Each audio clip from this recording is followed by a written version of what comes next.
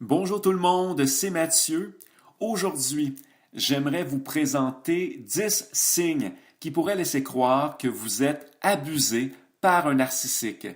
Ces signes sont proposés par Shaida Arabi, une diplômée de l'Université de Columbia aux États-Unis et auteure de nombreux livres à succès sur le narcissique et ses violences psychologiques.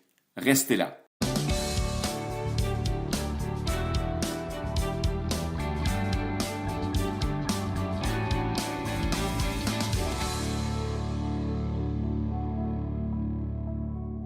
Premier signe, vous ressentez un état de dissociation, c'est-à-dire que vous êtes émotionnellement ou même physiquement détaché de votre environnement, ce qui entraîne chez vous des perturbations de votre mémoire et de vos perceptions.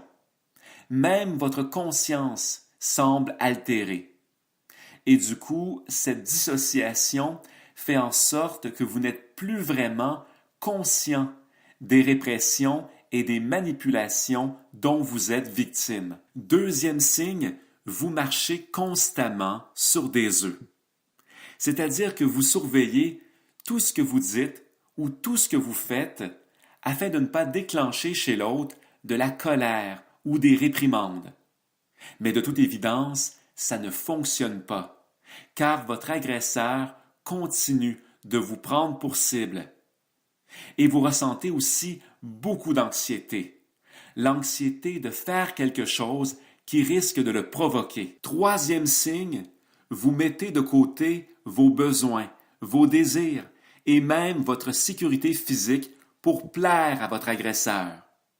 Vous avez peut-être dans le passé mené une vie active, remplie d'activités agréables, mais aujourd'hui, tout cela est terminé.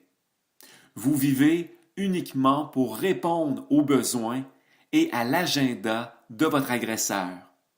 Et le pire, vous vous rendez compte rapidement qu'il ne sera jamais satisfait, peu importe ce que vous faites ou ne faites pas. Quatrième signe, vous avez des problèmes de santé et des symptômes somatiques. Plus le temps passe et plus vous êtes tourmenté psychologiquement. Vous avez pris ou perdu du poids et le stress généré par les abus chroniques dont vous êtes victime vous rend vulnérable aux maladies physiques. Vous avez aussi beaucoup de difficultés à dormir et vous faites régulièrement des cauchemars. Cinquième signe, vous développez un sentiment constant de méfiance. Chaque personne dans votre entourage devient une menace potentielle. Et si vous vous méfiez des intentions des autres à votre égard, c'est surtout parce que vous êtes victime, jour après jour, des actions malveillantes d'une personne en qui vous aviez pourtant placé votre confiance. Sixième signe, vous avez des pensées suicidaires. Jour après jour, votre sentiment de désespoir ne cesse de grandir. Vous avez l'impression d'être enfermé dans une prison et vous ne pouvez pas vous en échapper. Et ce sentiment de désespoir se transforme peu à peu en impuissance, à tel point que vous n'avez plus envie de survivre un seul jour de plus dans de telles conditions. Pour calmer ce trop-plein d'émotions, certaines personnes peuvent également s'automutiler à répétition. Septième signe, vous êtes contraint à l'isolement, car vous avez honte des abus dont vous êtes victime. Et par-dessus tout, vous craignez que les idées fausses que véhicule votre agresseur sur vous-même arrivent à convaincre les membres de votre entourage que vous exagérez ou encore que vous délirez.